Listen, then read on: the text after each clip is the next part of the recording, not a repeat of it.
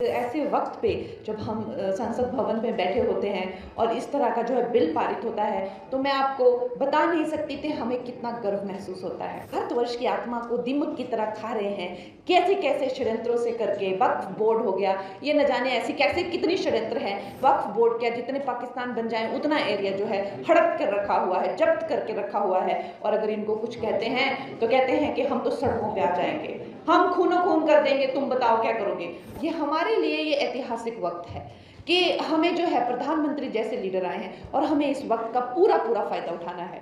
क्योंकि अगर हम अब चूक गए तो वो जो वाकई में जो मोदी जी कहते हैं कि यही समय है, सही समय है, वो एकदम सही है। क्योंकि अगर हम अब चूक गए तो we will never make it. ये वक्त वापस नहीं आएगा। इस तरह के जो इंसान हैं हमें फिर से नहीं मिलेंगे। दोस्तों, आज जब मैं आपकी बहन, आपकी बेटी कंगना, जब मैं मंडी से लोकसभा में बैठती हूँ और वहाँ पर खैर हर एक दिन की तो क्या ही बात बताएं, जब से 2014 से हमने कई चीज़ें सुनी हैं, चाहे 370 धारा को हटाया हो, या चाहे ट्रिपल तलाक को, या चाहे सीए को लाए हो, या चाहे खैर ये तो यहाँ से एक इस तरह से एक ऐतिहासिक निर्णय लेना, पूरे देश को जो है एकदम से जगा के रख देना, ये एक साधारण सी बात हो गई है। लेकिन क्या लगता है एक ऐसे वक्त पे जब हम संसद भवन में बैठे होते हैं और इस तरह का जो है बिल पारित होता है, तो मैं आपको बता नहीं सकती थी हमें कितना गर्व महसूस होता है। ऐसा लगता है कि इस ऐतिहासिक वक्त में जो है हम भी इसका एक हिस्सा बने हैं। और जब वो वहाँ पे वोटिंग होती है तो वो कमरा लॉक हो जाता है, पूरा हॉल को लॉक किया जाता है और कोई भी सांसद बाहर नहीं जा सकता, वहाँ से आप हिल नहीं सकते, क्योंकि आपकी इतनी महत्वता होती है और आपको बार बार बोला जाता है कि कहीं मत जाना, आपका वोट है और ये बहुत ही ज़्यादा ज़रूरी है।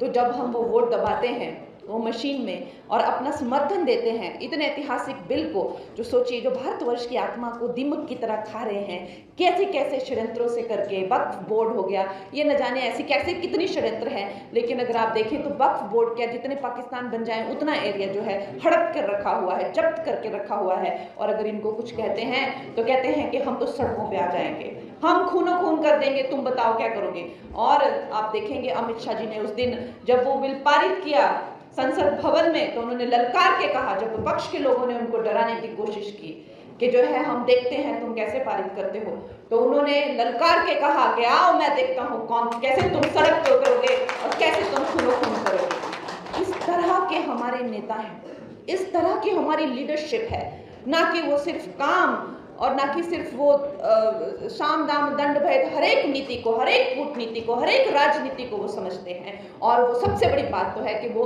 गुर्दा और जिगरा रखते हैं कोई भी काम करने का। दोस्तों, और जब वहाँ पे हम वो बटन दबाते हैं तो मेरे लिए मंडी की सारी समस्त जनता जो है वो, मैं उसका स्मरण करती हूँ और मैं ये सोचती हूँ कि मेरे मंडी के लोगों ने जो है मुझे, अपनी बहन को, अपनी कंगना को जो है ये काम दिया है, तो आप लोगों की मुझे याद आती है, मेरे दिल से आभार आता है और हम सब की तरफ से जो है मैं वो समर्थन करती